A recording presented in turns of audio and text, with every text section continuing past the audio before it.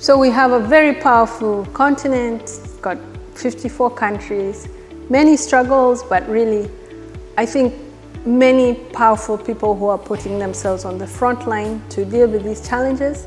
And it differs from region to region, but I think there's a lot of regression in terms of laws,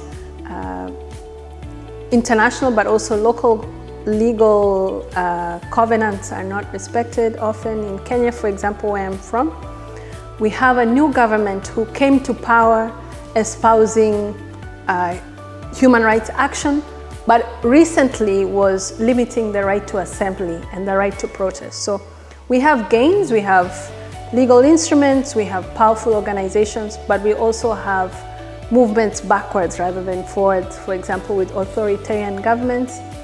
And we also have, more recently, a few coups and coup d'etats in the region, which make life really hard for human rights defenders. But besides these challenges are also shaped by a really tough economic conditions for people in the region. Human rights defenders, no less face this because they're on the front lines and they find themselves at risk. So on top of an economy that favors the rich, on top of a climate change that causes many, many challenges, people are also struggling with these political problems. But I think, there are many problems, but I do believe that in each and every country and also together, there are ways to overcome these challenges.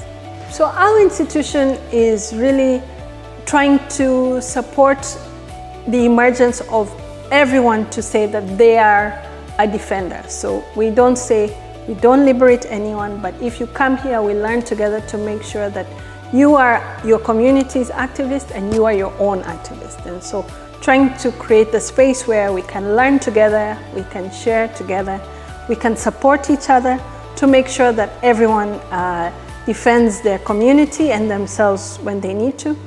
And in this work, we have a number of campaigns. We have a campaign around disability justice because people with disabilities struggle a lot, especially if they're in informal settlements. We have campaigns against police violence and enforced disappearances and extrajudicial killings. We have a campaign for domestic workers. We have a campaign for ecological justice, for water rights, for art for social change, and for children. But all of these campaigns work together because all of our struggles are related. And with this recognition, but also the recognition that we need each other, we come together, not perfectly, but with many, many struggles and contradictions, but to create a space where we can support each other, to ensure dignity for oneself, but the community also at large.